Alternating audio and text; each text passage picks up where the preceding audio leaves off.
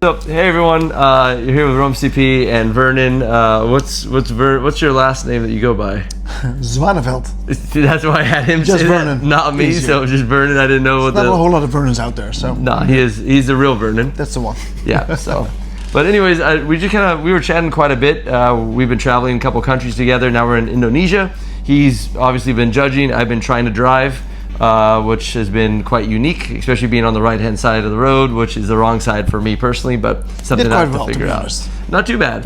Yeah. We figured out I do okay in the lead because there's no one in front of me and no one in my way. The chase, a little different. Making adjustments with this arm over here, not so good. So. Not opening the door though. That's good. Yeah. I can open the door by accident real quick though. That's a good part. So, but don't worry. Akbar gave me some official IDS gloves, and hopefully this will allow me to drive right-hand drive. So it's all in the gloves, he said, so we're gonna try this. Awesome. But anyways, I wanted you guys to kind of get a point of view from the judges, because there's so much stuff that, sometimes us as drivers are always against the judges, but I've kind of got the chance to be on both sides. So I've been able to be a judge and, kind of the worst place in the paddock, because no matter what I do, I lose. And that's this guy's seat every single day. He's literally a professional judge if you don't know who he is. Don't know what? Not just in the paddock though. Yeah, just everywhere. Yeah. So he gets beat up no matter what track he goes to. He's the loser. So we think we're the loser, but only, I'm the biggest loser. He's the biggest loser. Right? Yeah, he loses no matter what happens at the end of the day. Yeah. So I don't know. We have no idea what the direction this is going to go in. This is literally just a conversation. We've talked so much about different random things that we figured we kind of, post something, kind of some off-season content and figure out what it's all about. So, you switched it on though, right? Let's see. I think it's on. Hey, is this thing on? You guys can see it? It's recording? Awesome. Okay, yeah. My team back here says that it's on and is recording. But especially if you saw the setup right now, this thing, just so you guys know, it's sitting on is it a rice cooker? No, it was just making fun of it, but yeah, I think so. It's sitting on this little person guy thing, and that's what we're filming on, so we didn't have to hold it. No proper stands, but that's what we're working with. So one of the things that was really interesting is he showed me a video, and the video was a battle in, where was it, in Oman? It was in Oman, yeah. And what was going on? Maybe explain about it. What you guys saw originally? Well, I made the video for me and my peers there, actually, just to have a different kind of look on things. So it was one specific battle that with the live stream you could see there was a small, maybe hesitation, if you will, for the lead car, and that's why the chase car collided with the lead car. And then the driver showed us a video from his spotter in the grandstand, and it looked completely the opposite, like the front car was slamming the brakes almost. So it was just interesting for me to see the different perspective. And like how it kind of ended up playing out? Yeah, because like you said, you can only judge what we can see, right? So what we saw, it was the chase car's mistake, really. But from the side video, it was completely the opposite. It's just interesting to see the different views. I don't know how to fix that yet, but working on it. Yeah, and I mean, I think Drift Series now, a lot of them are trying to cater to, like FD and Drift Masters and all that, and Drift Kings are really kind of bringing up the quality of their live stream and footage that they have access to try and help the judges as much as possible, because they can only judge what they can see. So obviously if it's buried in the smoke line behind something and someone does something, it's really hard to make the decision of like, okay, was it his fault? Was it my fault? What's going on? And us as drivers, obviously we always want to win, and I don't know, I'm guilty of this, but always we think it's always someone else's fault or the car's problem or someone else. Well, so things you've been judging yourself as well, so you do see both sides of the stories in that regard. It doesn't always help, because just because you're right, it doesn't mean we're wrong, which is a horrible answer, but that is sometimes the truth. Yeah, absolutely. And especially I found a video earlier that me and him were watching as well, and it was from my point of, or from the outside point of view, it looked like I basically just ran into the car in front of me and it was my fault. But from the in car, you can hear me. I'm on throttle, just staying on throttle, and the front car just comes at me so quickly that there's no physical way for me to gain that much speed when we're already on a bank doing, high 80s, 90 miles an hour. There's no way I can gain 30 miles an hour at that. That means I'd be doing over 100 miles an hour. It's an aggressive slap. You're still not over it, right? Yeah, exactly. I see it, yeah. And so it means that, the front car had to have lost momentum or lost speed in order to come back into hitting me. Didn't even look like it was a diesel, but just a little bit of a throttle modulation, if you will. Yeah. Yeah, and so what do you think is causing that now that it's more, because it's happening more and more often now, right? Yeah. Like the speed of the vehicles are becoming more important than sometimes the zone and sometimes the lines, because of how drastic, like you let off, the tires are so much grip and so much load on the cars that when you lift for a second, the car strains out or the car loses momentum so aggressively. Well, that's exactly what you said, so I can sum it up in one word: grip. Okay. We were judging in Germany with 5 judges from all parts of the world. So we globally, I think we do almost every series in the world. And separately, we all said grip is the thing that is sort of, I don't want to kill the sport, but it makes it really hard, not just for us judges, but also for driving and also for the drivers, for the cars itself. Cars has to be so strengthened from not just the engine, but the drivetrain, everything. And I think it's getting to a point that it's getting too much. Yeah, well, it's definitely destroying a lot of things. Yeah. I know that when we had to jump up to over 1,000 horsepower to be competitive in pro Formula Drift, we started breaking a lot of things that we weren't breaking. We started damaging a lot of engines. We started damaging gearboxes. We started damaging axles, differentials, quick changes, stuff that we've never broken, 4 years or 5 years in competitive. Supposedly these things are unbreakable, right? Yeah, we thought they were unbreakable. Yeah. I mean, they're the highest level of stuff that you can possibly buy, like the best whatever, and we're still breaking them. And it's not just us; like multiple teams are breaking stuff. So, the question is, now the amount of grip. Everyone wants to outrun another. As a competitor, I guess it sort of makes sense. But at the same time, aesthetically and whatever, does it really matter if you go 5 or 10 kilometers faster, like for the show? Will the batters look better if there's not that much grip involved? Well, and I don't think from the outside, 10 kilometers, whatever. I mean, I don't know what a kilometer is, but it's a couple. You're a mile guy. Yeah. Let's say 10 miles an hour or less, right? So 20 kilometers, then or 16 or however, whatever it is. I don't think the outside or even in tandem, if both cars are going the same speed slower, I don't think it matters.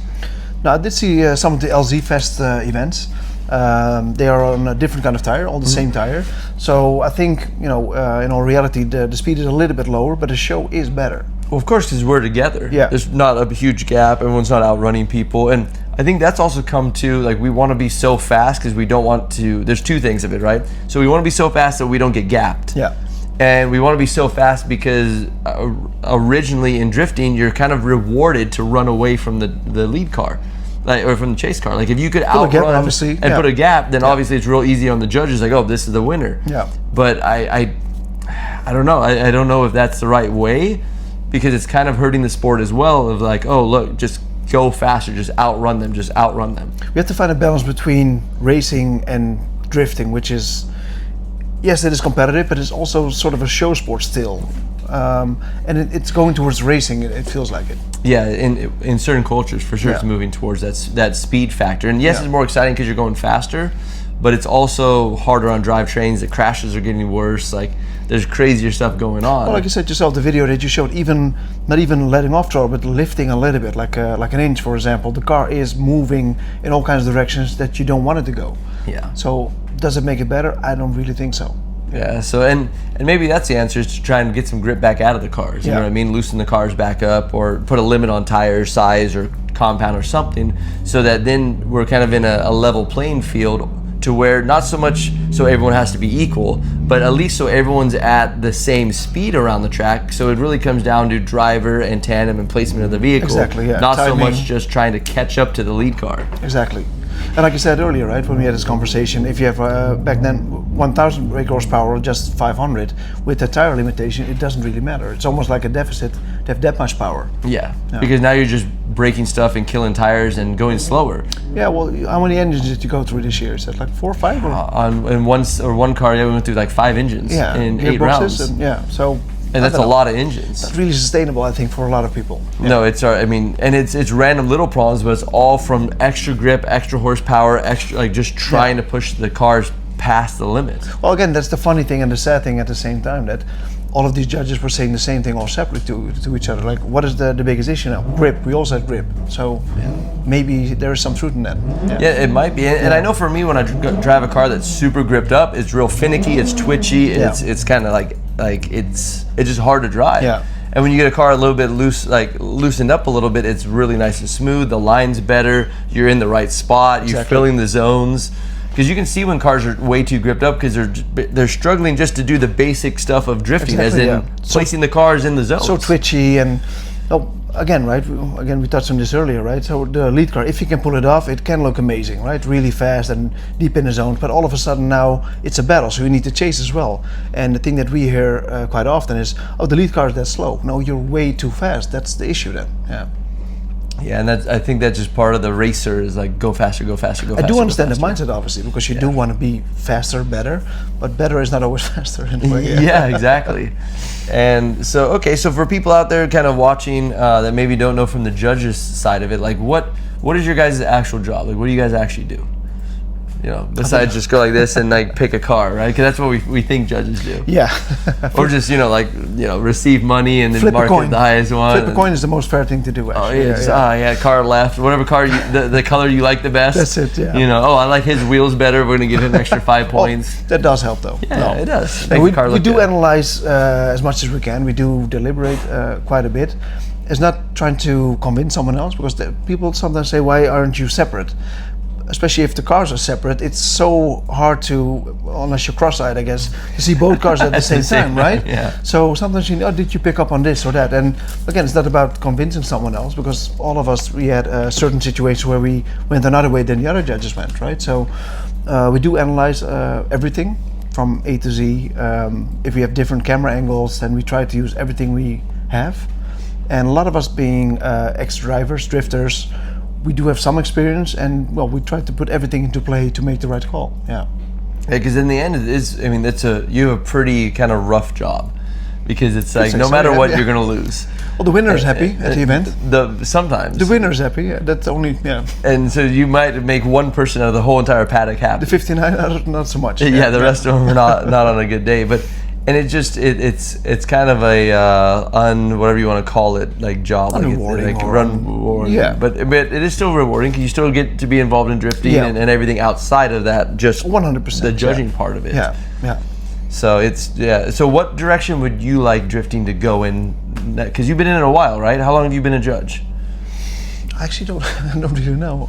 Okay. I started drifting in 2004 myself. In what car? Corolla. Yeah, 86. That's it, man. That's where it all starts, right? Yeah, so that's kind of where 16 valve, 20 valve, and then SR20. Oh, you had an SR20 in it? Yeah, latest thing. Yeah. How long did that last? Oh well, I didn't finish the project. Different story. See, hey, that's for you, Brian, right there. SR still didn't run, buddy. That's it. How was the blacktop? Was the 20 valve good? Yeah, I liked it. I enjoyed it so much. That was my favorite motor still. Well, you know yourself, right? Especially with a car like that, low powered, not so much grip. Again, you have to drive like a perfect, everything really to make a decent run. It has to be just so a decent good. run to get out of it. Yeah. So. Or you're not even going to make it to the zone. You can't just whoop and power yourself to the zone. No, I enjoyed that, to be honest. But times are changing, and I don't want to be the old guy. Like back in our days, it was way better. But it's different. It was. But also tandem was like they could not zoom out sometimes wide enough to get tandem in the same screen. Yeah. Now we got more cameras. And now we're right there. That's way better, obviously. So. With directions, it's really hard to say, man. I do think if, again, coming back to the LZ Fest, not trying to promote anything, but we do see that the battles were way closer there. With high horsepower car, low power horsepower cars, it didn't really matter. Yeah, because tire, I mean, that was the limitation. The car, the only thing touching the ground is the tire. Yeah. So that when you limit the tire, you're very limited. Like you can't do much with it. Yeah. Well, what we learned this weekend as well with one of the D1 drivers, right, from Japan, they have like a tire limitation of. What did you say again? Like 3 sets of tires during a weekend, and you unlock an extra set of tires when you go to top 8 or 4. I don't know exactly how that works, but I do see something in that. Also with the whole environmental movement. Yeah. I don't know yet, but we have to find something in the whole grip, less grip. Well, and I think they bring the cost down too. So on like a 300 treadwear tire, I know I can get maybe 6 laps. Yeah, exactly. On my pro tire, I only get 2 laps. It's the same tire, just different compound. So that's a huge difference in comparison, as in like sponsors and budgets Exactly. and drivers and teams trying to put stuff together. And like you said earlier, you touched on earlier, not that amount of tires, the tires, but not the amount of engines and the gearboxes you have to run either. So Absolutely, because there's not as much load on it, and load's what kills them. Yeah. So, well, that and crashing, but Different story again. The right? second one's probably, that's more of a driver problem, not a grip problem. But, and yeah, I think that makes that's a kind of a big thing that we're learning, is trying to bring the cost of drifting back down, because it's gotten so crazy. I mean, even in we were just in Malaysia together, and some of the builds are very, very proper, awesome. crazy Really builds, good but there's probably 200 grand, 250 grand, 300 grand in so. some of the cars. Yeah. And it's crazy because the track isn't even really big enough for them to use it. They're in second gear. To get all the power down, yeah. And I mean, it's a fast track, but they're like second gear, maybe third gear in some sections. Yeah. So If you're lucky then, we yeah. don't really, do we need 1,000 horsepower out there at that time? So you as a driver, what do you think that we as a drift community can do to make it better, more feasible, or? Probably a tire limitation would probably, honestly, Yeah. and it's weird because we're both saying the same thing, but I think if you limit the tire, then it's gonna kind of limit or cap the builds. Yeah. You know what I mean? Because then you don't have to spend a ton of money on the build, because 1200 brake horsepower and all that. I mean, Why? some of the cars in FD are 1600. That's like to just the wheels, unknown, yeah. 1600 horsepower to the Ridiculous, wheels. The drag racing Which numbers. is insane numbers. And I mean, some of the bigger tires, not to knock on Nitto, but a Nitto's a 315/40. Yeah, I The saw tire that, is yeah. so Ridiculous, big yeah. that they run a 285 front tire just to hold back the 315 rear tire. Where does because- it end, right? Yeah, but it just keeps going and going and going and going and going. And maybe that's what we do, is we do something down, because some of the like funnest events I've been to are like 315 comps. Yeah. Or sorry, 215. The 215, right? Like 215 Yeah, yeah. comps or 235 comps, Yeah. because it doesn't matter if you show up in a pro car or you show up in a stock BMW like That's E36. 200 horsepower. You might actually be still. better in the stock E36, because you're gonna. It's almost a deficit to have more power, right? Yeah, it is. Yeah. To lay it down. So I think you'd break less stuff, and I think it'd be easier for teams, because even traveling, when you're shipping or trying to carry 30 tires to an event, because that's kind of an average tire like budget for us in an event, is I would go through about 30 tires between 10 fronts axles. and rears, and axles and diffs Yeah. and everything else. But if I'm going through 30 rear tires, that's a lot, versus Yeah. when we do some of these 300 treadwear comps, we're handful, going right? through Like maybe eight Yeah. or 2 days. Yeah. I mean, that's way more feasible. Yeah. So I think more people will get into drifting. If the cost comes Yeah, down. yeah, Well, for and I think the reason why people got in drifting originally was because the cost was feasible. Like Yeah. you could go out and buy a 36 or a 46 or a 350Z or a whatever Whatever it is, whatever's yeah. rear-wheel drive, Yeah. Mustangs and all these things, even Corvettes on the higher end, and you can go drift with nothing. You don't even need a hydro. You literally thumb it in, And that's it. Yeah. thumb it back out, send it. I do think we touched on this earlier as well, that the whole keep drifting fun movement, how much fun is it if you spend $250,000 and everything keeps breaking? The fun gets out really fast, I think. Yeah. Yes, and the pressure goes up. Yeah. And not in a competitive pressure, but in just like a For yourself, for the sponsors, etc., etc. It Yeah. doesn't end. Yeah. And I don't think it would change the quality of the show. No, And 100%. actually, it would actually create maybe a better show, because the fans could see through the smoke better. Yeah. And the drivers could see through the smoke better too, because I know it helps me. Like chasing someone with a 300 treadwear tire, like not so Just bad. going in blind, You right? can see. Yeah. But someone on a full gripped up, like a Valeno or something, it produces so much smoke that you don't even know where you're at. You're getting lost just driving back to the paddock type Yeah. of thing. And it's a shame. So it does take away from drifting and therefore from the show, I think, in the end. Yeah. Yeah. So and maybe that's kind of the helping answer, is go into something that has more of a limitation, on restriction. tire Yeah. or something. And I do think that would help cars and people building cars and people buying stuff And getting into drifting again. to bring it back down to a realistic level. Because I Yeah. think the reason why I got into drifting was, I saw streets of Long Beach. I've been to all of the Long Beach Grand You Prix told me, since I right? was That's little. amazing, yeah. And I've always wanted to be a race car driver, but I knew looking at Indy cars that I was not going to be able to make that Never happen. made that, yeah. Like the cost to run Indy or Formula One or Formula 2 or 3 or any of those, it's so high for Out a there, normal right? person. Yeah. That doesn't make any sense. Cannot reach that ever. Yeah. Like, I think Formula 2 is an extra, $3.5 million to jump into it for a year. Just a year, yeah. Most people don't have that budget. Like, that's Yeah. crazy. But I saw drifting and thought to myself, this is something I could probably do. Like this, I don't know why I thought that. And you can relate to that, because if you have an old BMW in your backyard, for example, or Mustang, everyone can drift. And obviously things are getting better. There must be some kind of separation between grassroots and pro, but I think it's getting towards a F1 kind of status now. Yeah, to where it's just crazy kill mode all the time. And I'm not saying that has to necessarily disappear, but it might not be the best direction for everything. Exactly, yeah. And as far as a lot of companies are like trying to go green or pushing like the green movement as well as health and different things that they're accounting for, and global warming and that whole scenario, that I know when I drove in New Zealand, they all run 300 treadwear, and the reason why is it opened up more tracks. Yeah. Because there's a lot of tracks that would not let us go back. Right? Yeah. Well, because the 200 treadwear tire, when you run the same, and it's not that if you drift the whole track, it's fine. Like we ran Laguna Seca, and it was okay because we're not drifting the same corner on the line. But when we're drifting the same section with let's say 45 cars for pro spec and 40 cars in pro 1. That's a lot of cars laying down rubber. Let's say we're all running 30 tires. That's a lot of tires. I don't know what the math is on that. You can figure that out. But that's a lot of tires laying down thick rubber that they have to scrape. That it kind of destroys tracks. They got to dig it out. Yeah. So there's a lot to that, to where a 300 treadwear tire literally doesn't leave much, anything. right? Yeah. It leaves almost nothing. Yeah. Because we run the Orange Show, which is by our house, and we run Irwindale. And after we run those tracks, it's almost like there's no there is a line, but there's no like tar and rubber and buildup on it. Just debris that you can just wipe away. Yeah, it's more just like marbles that which is nothing different than any other racetrack or circle track. So we both said the same thing, really. Grip. Yeah, that's kind of random. I guess we didn't even need this. I could have just been on and talked about myself this whole entire time. We didn't even need to judge. Grip, guys. Yeah. There you go. Yeah, that was it. Didn't need nothing. So this was it, guys.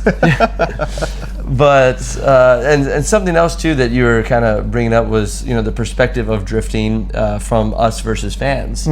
And not in a negative way, but like where as a judge you have to also figure out like, how can I explain this scenario so that it makes sense to everyone watching? Because I feel like sometimes there's a disconnection between like, oh well, this driver should have won, he should have clearly won this and that, and I don't know if it's our job to educate the general public. I mean, we're trying to as much as possible, obviously, but I don't know if that has to be better for it to all work, or if it's maybe we need a little bit different view on judging, so it's a little bit easier for everyone to understand. Oh, 100%. Yeah, there's some truth in that as well. Like, but I'm it not starts too with sure. education, I think, right? So I think in general, a lot of people that are watching from back home, for example, they are judging according to what they know, without jumping into the specific rules. So let's say I judge for a certain series that is 4 wheels of track is a 0. Okay. So 3 is still points.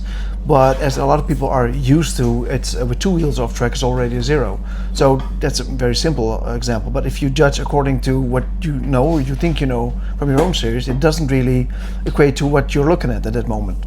Well, and it's funny that you brought this up. I have some friends that we work with that are football players, professional football players. And I'm like, what's the big difference between the league below and NFL? Football, that this one, not the one that you kick. Just which is actual football. Yeah, right? actual. You do it with the foot, right? Okay. But anyways, handball. Yeah.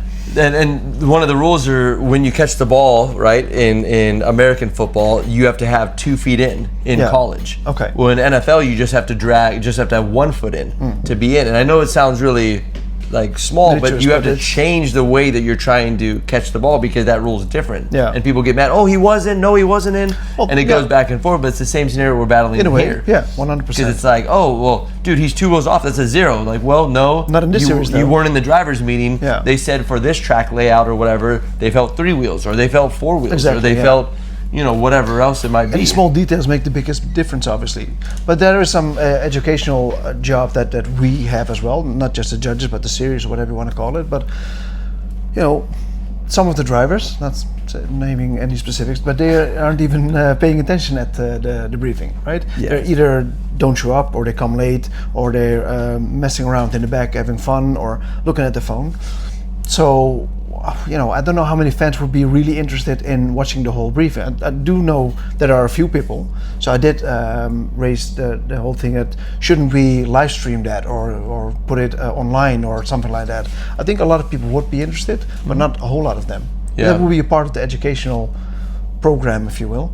Yeah, and maybe that comes back to the camera scenario. Maybe if we had better cameras at the track, or not so much better, but a different way of showing more views, Yeah. then maybe it would be easier for them to understand what you're seeing and why you're judging it this way or that way. Because a lot of it too has to come with, being a driver, you kind of know right away what happened just based off of like the result of what happened. Yeah. And then you have to go back and make sure, like, did this actually happen like this? Or was there another factor that caused this person to go off track? Or Exactly, but all these camera views or whatever, it has to be available for everyone. Correct. So the footage that you showed me, it could have a whole different perspective, a whole different outcome on whatever it was, right? Yeah. But if it's not available for us, then and you show it to us, even that you are right, it doesn't mean we're wrong. Correct. And again, it's very horrible to say, but that is the case sometimes, because if you don't have that info, then you cannot really judge it. You can show it to us, but you didn't do it for all the other drivers either. They were in the same scenario. And it might be too late. The call might be done. They've already moved on. You show it to them 3 days later. It doesn't really matter. We're not going to go back and go rerun this. And that's the thing with more angles or having explanations after every run. That sounds nice, but in reality, that's not going to happen, because a show will drag on for hours and hours. And well, we don't have that time, and not we as judges, but also the organization, because you can rent the track X amount of time. Yeah, there's only so much time in the day, and it might get so dark, many different or kind of limits or sound, or I don't want to interest. What's the word for it? So different views on running an event. The judges, the drivers do their part, judges do their part, but the organization has a bigger thing as well. So it's the income that they generate for the people that come into the gates, for example. Who is going to win? It's not that important. It's just a show for them in a way. It is. It's absolutely it's a business. just a show. Yeah. And their main thing is making the drivers happy and making the fans happy. Yeah. And they're not going to make all the drivers happy. At the beginning, yes, all of us are happy when we show up. We're good. Mr. Judges in this conversation, but that's a different story. But but pretty much all of us are happy when we show up, because we have high hopes that it's going to happen. But only one of us is going to win at the end of the day. Yeah. And that means that there's 49 losers out that's there. That's it. And we just have to get used not to winners, it. but I see what you're saying. Yeah. So it's kind of that as well, is that the show, the show must go on. Like you're still providing value for fans. It's still a time crunch as well, because the live stream and or live television, it's only X amount of time. So there's not time for that many reruns sometimes. I've been in a situation when the drivers were crossing the finish line. Guys, there's no time for one more time. You need to make a decision now. Okay, well, it actually should have been a one more time. If you really dissect everything, then I guess you could find a winner. In this case, so we did find a winner, but it wasn't too comfortable. But they don't care about these kind of things. So, do you think that I call Halo is not a Halo, but what are those things? Drones? The sky, the drones, but the drones that stay there. Oh, not yeah, the chase static drones. Yeah, but like I think they're called like Halo drones or whatever. The ones that just stay there and film the track straight down. Do you call static drones? But static drones. There we go. Yeah. Do you think that helps? Oh, 100%. Yeah. It's not going to be the answer, but it helps out in a lot of situations. Obviously, it's just like a GTA 1. You can see the view from top, so how deep people are in the zones, for example. But also momentum changes are way easier to notice at that specific bird's eye view. Well, and smoke lines. Yeah, the smoke line helps a lot from up top, because you can see it. It goes on, shuts off, and then comes back on. And from the side, you can't see it because you're looking through all the smoke. You can't tell a 4-foot gap in smoke. No. There's no way. I remember, I think in Oman, OIDC, we had it for the first time, and it was so helpful. And I do understand that in certain other series they say, it's not nice enough for the cool shots or the show shots. Well, they had more than one drone, so they had like 2 or 3 static drones. So if the battery runs low, then it goes down again. Then the next one was already up, and they also had drones for the show shots, basically. So there's 2 separate things. Yeah, and so that's a really cool. It's cool all the new technology that they're coming out with, that allowing the judges to get more information and do more with it. And I know FIA tried the whole DOS setup with D1 in the beginning, right? And that they're trying to evolve that, because that's a great concept, but it didn't really work the way I think they wanted it to work at the beginning. It's just different views on the same thing. There's another system out now it's been there for a while actually. Race Data Labs. It's from Australia. From what I've seen, it's really good, really precise, and I'm looking forward to dive into that a little bit more. Is that the one where it shows like a video game? Exactly. I've seen pictures It's of so that precise. one. It's yeah. I didn't know if it worked or not. Like it seemed gimmicky. Yeah, I had the same thing. I but haven't tested it. But I sort of put it to the test myself, so I was able to work with it. Okay. I was comparing it with my notes and the live stream, so the three things together, and it seems to be quite accurate from what I've seen now. That's amazing. Because the concept, I love the concept, Yeah. and I loved how it looked. It just, when I first saw like them showing it, like it looks Just like a game, right? video game. Exactly, like is he playing? Is it whatever the FR Is it Legends even or real? something Exactly, or other? yeah. Because it's kind of a weird quality, but yeah, I mean it would be awesome because that would help a lot in judging. From what right? I've seen now, it's so precise. Yeah. Because you can literally be like, look, he was in the zone. Oh, this You he can was see the out speed, of the zone. angle, how deep someone was in the zone. You can see everything. Yeah. So, and this question gets asked probably quite often. So, actually, I have two good ones for you. So, let's say there's a wall, right? Okay. Don't hit And it. there's two. Oh, you're not supposed to? I thought that's what you're supposed to Okay. do. Well, now you know. Okay. So, you're running the wall, and different cars have different overhangs. Yeah. Are you judging tire in the box? Are you judging bumper against the wall? What's kind of the Depends on the series. That's one. okay? Because like a Mustang has a 8-foot overhang or GTX something. or a oh, yeah. GT86, for example, that's completely different. GT86 has nothing, Exactly. and you have a JZX, and that Yeah. thing is a school way bus back longer. there. Exactly. I Yeah. mean, he could be dragging the wall, and tire's still not in the zone. Well, ideally, depending on which series you look at, we want you to ideally would scrape the wall, like barely touch the wall, just a small paint line missing from the bumper, basically, right? So if you dive in and the whole back caves in, because that was a thing at one point. At one point, it was all about collapsible rears, where Yeah. you just destroy the whole back of the car. And you're For like, the I'm show- deeper. Oh, but for the show, it looks amazing, obviously, but it's not Body panels all over the not place. that precise, let's say, It's right? definitely not precise. not really. That's- So ideally, you want them to have a sort of a paint line all the way over the wall. So do you think there's a disadvantage to having like a GT86 or like a AE86 or I think it being the short overhang because you're in the marbles? Well, the wheels aren't. The wheels are in the marbles. If the back of the GT86 is touching the wall, or like even my car, the E82, my tire is dragging wall. Like I'll leave tire marks on the wall before I leave bumper marks. That is true, yeah. Well, with the marbles, like you said, it really depends on. I visualize some tracks where the marbles weren't the big issue, but I can imagine Like, certain tracks do have it, obviously. like Long Beach, because Yeah. the marbles hit the They- wall and fall straight yeah, down. exactly. Yeah. Well, for there, I would say that would be sort of a deficit, I guess. Yeah. Yeah, and I'm just asking like honest questions because yeah. I don't know where it's better. And I like the fact that you asked about the whole tire or the whole like collapsible rear end, because for a while there it was getting pretty ridiculous. Like Yeah. you could bury the whole back of the car and it'd like pop out and they'd be like, oh, that's okay. Well, we touched on this earlier, right? I think aesthetically, show-wise, for example, that looks amazing. It looks cool.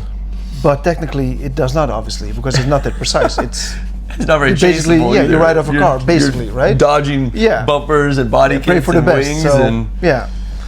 So things are changing, things are evolving, and it's sort of fluid. I hate the word, but it's sort of fluid, I guess.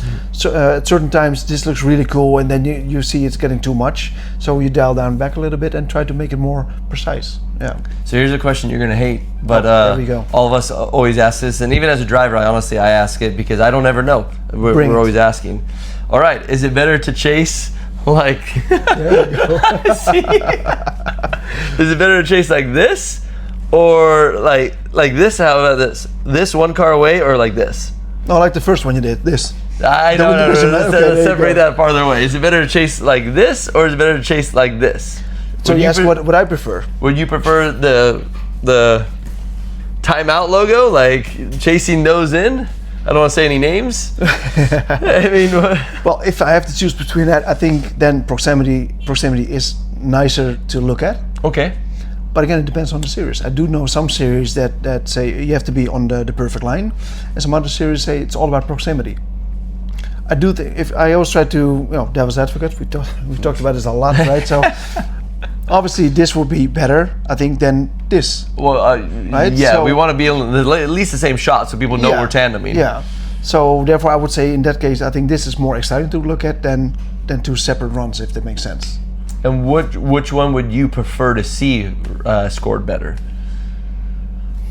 just do this.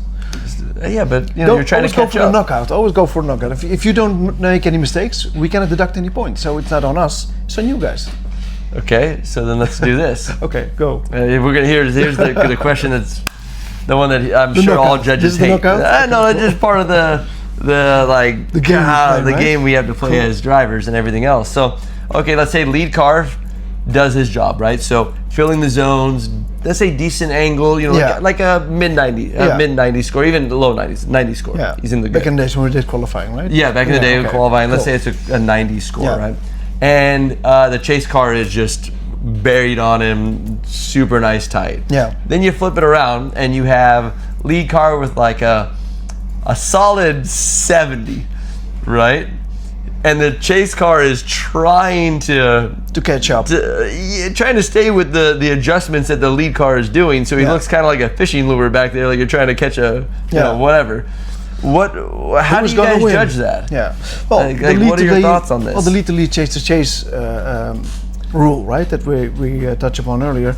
That is the whole thing, right? So if you don't give the opportunity for the chase car to be that close, then technically you're not doing a good job aesthetically. So for a lot of people that they're not really into drifting. They know a little bit about drifting. Obviously, it looks like a different kind of winner because the guy that is trying to catch up and wobbling, it doesn't look as nice. Mm-hmm. So therefore, in a lot of minds, it's okay. So therefore, he should lose. But technically, it's not that possible. I think to be that precise. So technically, I would say the guy with the 70 point would lose.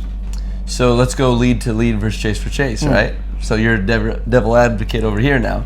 So lead for lead, you know the 90 score 90, would 70. be better than the 70. Yeah. So you'd have that separation, and then you go chase for chase. The chase car that was closer would have the better chase. So now you have one guy winning chase, one guy winning lead. Yeah, but the 70 guy did not give the opportunity. But that is... Well, no, comparing lead to chase means there are no scores attached. There's not like a 7-3 or what kind of numbers, because that's not comparing lead to chase. Oh, it's not? How do you compare lead to lead? Well, if you Because do I'm honestly asking because I don't. Maybe I'm doing this all You're wrong. judging as well, right? I guess I'm judging wrong. I apologize for everyone that's lost because of me. How did you judge with Taka, for example? What's the scoring, the equation? It was whatever? kind of more of like, let's say the battle was good, good lead, okay chase. We'd probably put it towards the lead car. But not with points, right? No, with points, literally like the old school style, Like out of 7-3 10. or- correct, like a 7-3, Oh, yeah, I know. and then like a whatever, 5-4, and then. Yeah, but in that regard, it would be very much possible to have like you said, I don't know what the score was, like the 90 point against a solid chase. So I'm really bad at math, but like a 7. Let's say it's 7-3 again. Yeah, or 6-4, I guess then. Right? Yeah, say and now all of a 6-4. sudden it's a poor chase because of the poor lead, really. Then it could be the other way around. So therefore, the wrong guy will win if you just do it by math, just do it by numbers. And that's why I'm asking, like, Yeah. what's Well, lead to lead and chase to chase is not so much about points or numbers that you punch in a box or whatever, or like a calculator. so let's say in that scenario, one guy definitely had a better lead. Yeah. But one guy definitely had a better chase. Yeah. So how would you judge it? Well, we are trying to work with some series to make it in numbers again, but more like the D1-ish kind of system. So if you can get maximum of 10 points, you could say like a 100-point run. So if you get like a 9 plus or a 9 whatever, it means like you have a 90 plus run, like a 92. So let's say you got a 9. Let's say a 9. And the then- chase car does a really good job because he can make his own mistake. So He that or would she be can what, make like their own a mistake 9 as or well. 10? Or it could be a 7 as well because he did an okay chase, but he was a little bit less angle, like you said, for example. Okay, so or let's say he got a wobble. 7. Yeah. So then you swap them around, and then the now lead car does the Let's say bad it does chase, the like the 70, 70, right? So it goes to the 70 And in the the chase lead. car did It'd be a 4, a 50 for or example. 40, yeah. But he was missing out on zones, for example. So we're trying to figure out now. There are different scenarios, different mindsets now, up until the 10. So 10 minus 7 is about 3, right? Yeah, but if you add those together now, they now are the same numbers. Yeah, but then you can swap them around maybe to the chase car, depending on how bad he did, right? So if Okay. he was like a near perfect, but because of the lead, he was restricted of doing a real perfect run, you can swap them over to Then the it would chase work. run. Maybe we're still figuring that out. Okay. But aesthetically, again, you could see why the difference is there and should be there. Yeah, and the only reason I'm asking this is sometimes it's hard because people ask me. Sometimes it's hard to explain to the people. Oh, it is. Why you're like you clearly know why, but you're like straight up did a better lead. That's why the chase car was able to chase him better. Yeah. And you're like, yeah, but he couldn't. When we swapped around, it looked horrible. Yeah. So why would he have won? And it's. Well, that's the thing that we always run into, basically, and sometimes, what you said earlier, people just think we're just flipping a coin or just eeny, meeny, miny, mo. Yeah. It's a little bit more than that, but it is like you said earlier. How technical do you want to get? We can be really technical that no one understands anymore, so you lose a lot of connection with the audience, with the drivers even. Or you can do it just from a show perspective, and then the drivers are going to be unhappy. Yeah, so it's like, which one do you please more? Yeah, and then obviously you have that's my old triangle I always come to, so the organizer, the drivers, and the revenue, so the income, the spectators, the live stream, whatever. We all need each other, and we all try to be in the middle. Yeah, and because you need all of it to make sense. If you just want to make the drivers, make you guys happy by being really technical, I guess the majority of the drivers do understand why a certain driver will win, but you lose the connection with a lot of the people that were not so much into drifting. Of course. And then the organization doesn't really give too much about it. When the time is there, everything needs to be said and done. Correct. So we try to be in the middle, but it doesn't really work out like that. So do you think there's anything that the drivers can do differently to make that better, or don't make any mistakes? We cannot deduct anything. Fairly simple. Okay. Okay, there you go. So then here's a question to dive into this. Do you think we could change the tracks in a manner to where that would be more possible? Where we are now? I don't. I'm just saying in general. No, but I mean in general, like in the moment in time where we are now. I mean, not here specifically. Oh, okay. I guess outside we can. Like I didn't mean it like that. Well, to bounce the question back, right? So we started this whole thing with, if we would have less grip, would we encounter the same kind of issues? What do you think? Well, I think some of the tracks make it not so easy to chase, or not so. I guess the lead's whatever. I mean, still do your job and go drift, but there is tracks I've drifted at that no matter whether you're good or bad, your tandem's going to be close. Yeah. And then I've driven tracks that where no matter how good you are, the tandem's still not going to look good. Yeah. Because of how it stretches, or how you're trying to like suffer your way through zones or whatever it might be. Yeah. So do you think changing to something like Drift Masters did with like stadium style tracks where you're limited on space or you're limited on speed would bring the show up? Because it's close tandem versus when they did that one track, it was super cool, but the tandem was horrible, was in Sweden. Oh yeah, with the rainfall, it was and the super fast, crazy I mean, the track looked fun, but the tandem wasn't even. I mean, it looked like people had never tandem before. I do get this question quite often. Sometimes people ask, "What is the best track?" I don't know what it means. What is the best track as a driver? For me, I would say Riga, for example. If you want to talk about Drift I've always wanted to drive there. Exactly right. And some other people say, "Oh, it's Poland." Well, in the end, it's just a figure of 8. But for the show, I think it's the best one, obviously. Yeah, because it involves the crowd. And everything is closed and everything is amazing. But and maybe that's how why I really enjoy Long Beach so much, is because no one can outrun anyone. Yeah. There's walls. Yeah. Like you do have a limitation, and it's on all sides of you. Yeah. And the tandem's always really good there because it's always super close. So yeah, that is, which direction do you want to go? Is it more like a show kind of race, or is it more like a race kind of race? I don't know. And I know Utah is one that is, if you get somewhat in the middle. If you get it right, tandem will look good. But it's so easy to mess up the first corner, and then you just play catch up the whole rest of the track. Beeline everything, and So it's kind of I don't know, because technically the track's super simple. You turn left, you turn right, and you turn left again. Like there's no. Yeah. It's not a technical track, but there's a lot of speed and stuff that has to happen. So I guess it would turn into technical. Sorry, but it's very different technical. You know what I mean? But there's again, so much open space. Also for you as drivers, right? So let's say you ship your car, you go all the way to, I don't know, whatever country, right? So you spend so much time, money, effort just to come there with your team, and then all of a sudden you're in a parking lot.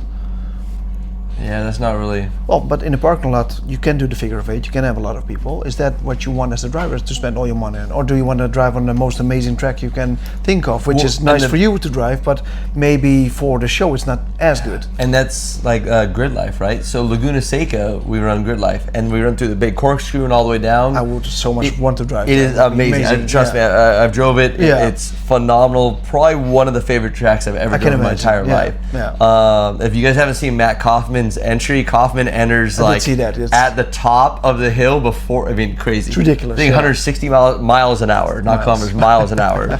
Huge, big entry all the way down. Anyways, but for tandem, that track that's working in competition. That's what I mean, track right? is horrible for tandem because the lead car just smokes out, because you have so much wheel speed, just smokes out the track, and nobody behind just us blind, can see. right? Yeah. Yeah. So that is the balance, right? So both are right in a way.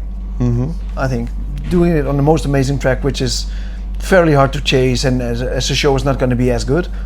So therefore the revenue and blah blah blah, right? And the track rental. So that's the top triangle, the organizer. Everything has to be in a balance like that. So is shipping a car all the way to a parking lot in wherever, is that better? Maybe not so much for you, but then for the show and therefore the revenue, it is. Maybe it can cover your cost and everything. But yeah, and maybe. And that's also the thing too, is what's more relatable, right? So if we go back to the fans, and we go back to people getting involved in drifting. Like I got involved in drifting because I could literally walk into the paddock and say hi to a drifter, shake hands, and talk to them. And they were the coolest people in the world. I'm like, they're my superheroes. Like, how do I do this? Exactly. Yeah. And that vibe is what makes drifting so good, and everyone in the community helping other drivers and helping each other to It's go still out going there on, and by drift. the way. 100%. Like we're all. I'm happily surprised it's still like that, to be honest. Every grassroots event I've been to, no matter what country I'm in, like everyone's super welcoming. Everyone's all about it. It's crazy. It's use my car, take my parts. I help you change your wheels, whatever. It's amazing, even on high levels still. And even when other teams will get knocked out, they'll help other teams keep going. And it's just, I think that's what's so cool, and I don't want to lose that. Like I want that to always stay part of 100%. drifting in the community, because that's what makes it so cool. But when you get cars that are so crazily built and so high up there, you start to kind of lose that. It starts to get more into like the NASCAR-y come to the scenario. $250,000 that you spend on your race program. If you can have an easy win, would you go for the easy win at one point? I'm not saying you, but in general. I mean, that's the race mindset, I guess, at one point. Yeah, and it kind of goes against the whole drift side of it. Yeah. So it just, but I love grassroots. I mean, I do more grassroots drifting than I do competition or professional drifting, just because it's so much fun. Yeah. Like I have an amazing, great E36 in Poland, straight rust bucket, like flat. When are we going? Slam to the ground. You can drive it anytime you want. Jimmy's got a car out there too. Cool. We'll go run some tandem. Yeah. But yeah, super crazy, like super simple build. I think the car was, like $4 or $5 grand, very simple, and I love it. And it's cheaper, most of the times it's cheaper for me to fly to Poland, drive in Poland, have fun, jam for 3 or 4 days, and fly home than to do like 1 or 2 laps in the pro car. Laps even, wow. Yeah, not even events, I'm talking laps. So it's sometimes, you got to figure out, it is a lot of fun, granted, driving a pro car. 1,000 horsepower car, fast, sliding, boom, big bank, FD, like the crowd and the jam is insane.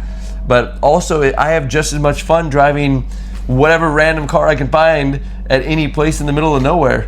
Drifting. I mean, right now we're in Indonesia, right? Who knew, right? Yeah, exactly. We're in Indonesia, and we're technically in a track that was built in a parking lot structure at a mall. It's street circuit. Yeah, it was an street circuit. Yeah, it's literally a street circuit out here. And it's crazy. It's, there's a bunch of BMWs out here. I've drove, 7 or 8 different cars today. And broke them as well. What does it do? I broke a couple cars. Okay, sorry. It's okay. Almost caught on fire. Tomorrow I'm going to drive some and you can judge me. Yeah. Oh, that'll be real good. Zero. Throttle. You got to start the car first. I'm going to make excuses and blame everyone else but myself. Yeah, it is. It's going to be everyone else. Do you even know how to drive right-hand drive? No. Yeah, I do. Oh, you do? Okay. Yeah. So I didn't. So that was a big struggle for me as well. Excuses. A couple marks in the hands from punching the door, trying to find the e-brake that doesn't exist over there. Still, you do well. So yeah, it's fun though. Yeah, I like driving it, and that's the whole thing, right? The whole community is so welcoming.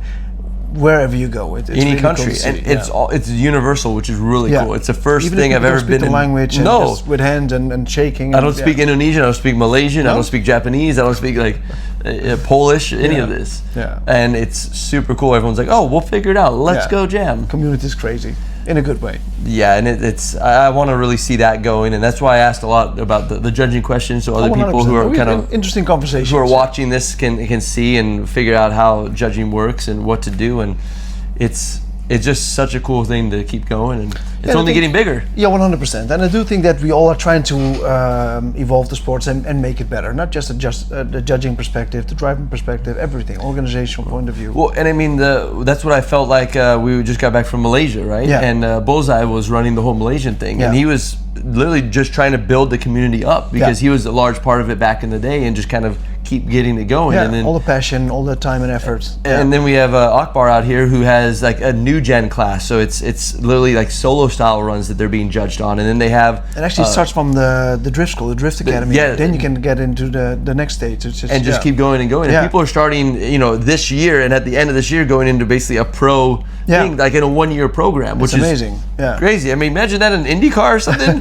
1 year, we don't just try this one and just you don't know how to drive goes, stick or anything, but we're going to get you drifting. We're going to get you to that next level. Yeah, and it's so cool that community is growing, because originally I heard from them that there was like 8 drivers in Indonesia total, something like that. Yeah, because it died out from COVID and all the problems. 25, and now it's in the last couple of years that they are going towards 100, I think. I mean, 100 drivers, like that's in a short amount of time, really. Yeah, for what, 3 years? 4 years? Yeah. So it's just so cool how much drifting is expanding, growing on all platforms. They're getting more sponsors in. I know us in the U.S., we've got some sponsors even this year that were very big supportive in NASCAR, but it's kind of not a different vibe, right? It's kind of not going that way anymore, and the fan engagement and the interactions that we have as drifters, even at a grassroots level, is insane. Yeah, I mean, the main reason I got into drifting in the end was I rode in a drift car and was like, this thing is cool. Yeah, like, how do I do this? Yeah, that's exactly how I started as well. Really? Who do you ride with? In 04. It was the first time I saw someone go sideways. So what's going on here, right? And then I figured out that was called drifting. And I started with the Drift Bible. Then I was driving I with watched one it. of the, I still have it in cassette. Oh wow! Like, I have it. I don't know if I ever used it, but I have it in VHS. Yeah, not like cassette, but like VHS. Yeah, I'm older, so I got the Betamax version. Even now, I got the DVD. You got the data cards that you load in, floppy drive. Oh man. But one of the instructors at a drift school said, I need to do this now. And that's how I started, actually. Yeah. So mine was a little different. I used to do street bike stunts. And I was doing street bike stunts for stunt shows, or for drift events, drift shows and stuff. And I remember the combination, Yeah, I remember this like very vividly. I rode the very first car I believe that I rode in, that I can remember at least, was the guy Pat Mordaunt. Oh yeah. And recognize the name. He was like a younger kid. I think he was 14 at that time, or 15 or something. And he had an orange GT86. Cool. Like an 86, like a real one. Yeah. And with a turbo something in it, turbo 4AG or something. And he's like, dude, you want to go for a ride? It was after the event was over, and they had some like practice time. I'm like, yeah, let's go for it. Of course, yeah. And we're at Orange Show Pavilion, which is a small banked oval track. I'm like, yeah, let's jump in it. I jump in it, and we go firing down the straightaway. We flick in. And we hit the wall with the back of the car. The car straightens out, and we go out the exit ramp in between the concrete barriers. I thought we were gonna die, first of all. And then I looked over and I was like, "That is so crazy! It's so sick!" I look over at him, and he's kind of a little shooken up, like, "Yo, that was not supposed to happen. We're not supposed to do it like that." And he forgot that adding extra weight on the passenger side makes the car float up the bank more. Yeah, especially in a car like that. Yeah. Goes out, straightens out, and I just was like, this is the coolest thing ever. Like, this 14-year-old kid, I think I was 16 at the time, so it was like, this 14-year-old kid just totally sent it, and this was the coolest thing ever. Amazing. I mean, I didn't have enough money to build a car or anything there. It took me, I don't know, 15 years till I could actually start drifting. Look at you now. You're a team owner now. That's a whole other crazy scenario. That's for next time. That's video number 2 here. But it was just so crazy that it's, ever since I was a little kid, I wanted to be a race car driver, and I saw the levels of drifting like start going, and now it's turned into this big, crazy, grand thing. Yeah, it's unbelievable. And it's a long journey. And it's in every country. Yeah. Like, that's what blows me away. I mean, it started in Japan, and now universal. It's super universal everywhere. And probably the coolest thing to me, and maybe this is just like my ego speaking or whatever else, but I love going to other countries where I have kind of no business that anyone would ever know me, and people know like who I am or who you are as a judge, and these people, and you're like, really, like, that shows that you're impacting people in a positive way, like you're changing people's lives, and you're opening up the vision of drifting. It's really, really nice, and also strange in a way, like you said, to experience these kind of things in a way. And some of the coolest things is well, walking around. Like we were downtown, somewhere in Malaysia, downtown somewhere, when we were walking around. Oh, yeah. And there's like people wearing, Formula Drift shirts, D1 shirts, Drift King stuff. So much like, into it, right? This is it's so getting cool. so much more mainstream nowadays. We're just randomly walking around in for me, a foreign country, and you're like, yo, what? And even when we go karting, the guy was like, a couple of them, right? Wait, you're a professional drifters? Right? Yeah. And I was like, yes. Like, I watch Formula Drift. I watch Drift Kings. I watch all this stuff. And amazing. It was and he was our instructor, and that's why we got the good karts. I don't want to get you in trouble, buddy, but that's why we got the good karts. Because remember, we got the super fast ones. He was complaining that he was slower than me. Right? No. Oh. That was the other cars. Okay, that was the second cars. Because not everyone had their FIA license on them. But we were able to drive the super fast karts, and we were jamming. It was really cool. It was fast. There's only a new track as well, just opened for a week, I think. The largest track in Asia, and it's in Malaysia, up on top of this crazy mountain, Monkey Canopy up there. Anyways, fun track, super big layout, really fast. And then we got the super fast cars because they're like, oh, you guys are professional race car drivers. We didn't tell them we were drifters. We just we didn't tell them we have no idea. And I have no business on go-karts. Yeah, there's a big downhill that happened to be wet. It was wet. And we're like drifting these cars. I don't think they were ready for that either. But it was a lot of fun. It was really cool though. Yeah. It was super cool. And then we got into the slower karts because then that's one that all open to the public. And I think he turned down the governor on my cart or something because these guys just blew my doors off down the straightaway. I'm wide open, sitting there. Oh, I mean, it was slow. Like they're like, "Hey man, are you gonna push that gas pedal? Are you coming? Like, are we still driving here?" So it's a cool experience. But that's what I was about to say. It's super cool experience, and I get to hang out and do all these cool things with drivers and people. There's no way I would have met any other way. Yeah, same here. I loved the whole ride from A to Z. It's been a journey. It is a journey. And stuff happens so quickly. And what I mean by so quickly is last week was or 2 weeks ago now. Well, crazy. 2 weeks ago was Irwindale. 5 days before that, I had Akbar and a bunch of his team all over in the U.S. And they're like, hey, you want to come drive Malaysia and Indonesia? I'm like, when? Yeah. Like, next week.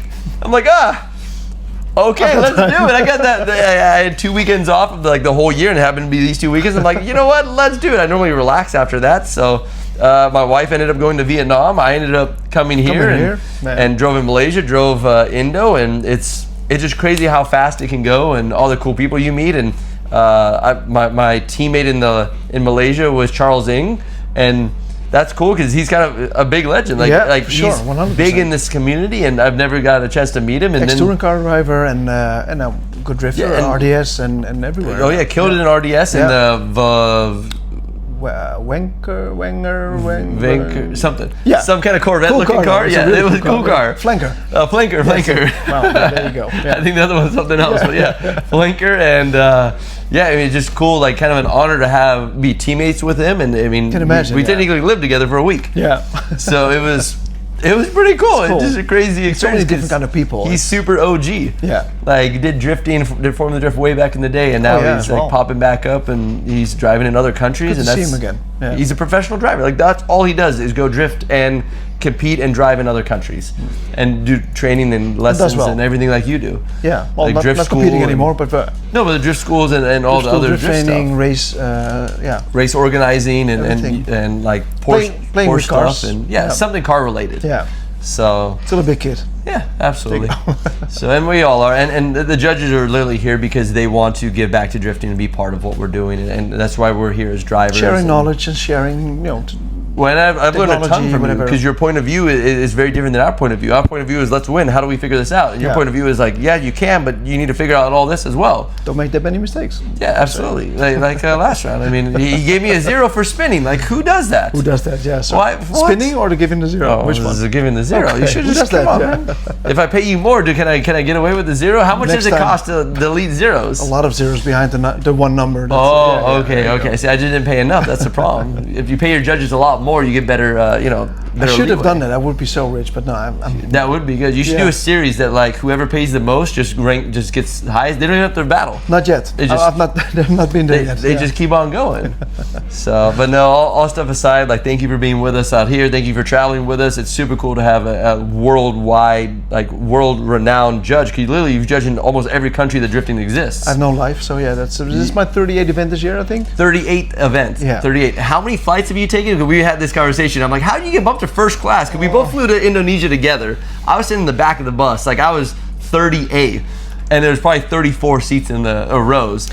And he walks up, and they're like, "Oh, please, Vernon, sir, come in. Sir, please go." I'm like, "Can I go that line?" And they're like, "Nope, back, go to the back of the bus." Yeah, we talked about environmental stuff, and so this is not really that good, I guess. Environmentally friendly. It's my 80th flight now. So 80th flight was to Indonesia. Yeah. This and not this overall. Year. You're talking this year. Yeah. I still have like 7 or 8 events. And you have 3 more months left. Yeah, well, 2. Tomorrow is November already. Okay, so 2 more months left. 78 events, yeah. But already 80 days. He's already flown on 80 flights. So yeah, definitely bump this man up. He needs the little wings and the little clip on. He's official. You can probably fly the plane at this point. Sorry, Greta. Yeah. But yeah, exactly. So, but I just thank you for being with us. Thank you for chatting with us. Thank you for your time. It's super cool. I appreciate it, and hopefully you guys enjoyed, got something out of this. If not, I apologize for wasting however long this is. But we're gonna do more stuff like this so that we have kind of different points of views, and you guys get to see the world with us. So, if you have any questions, go to him. Yep, message below, and we'll chat and figure it out, and get you some good answers. We're here. I mean, he's probably gonna make it up anyways, but at least we have something. Cool. Thanks.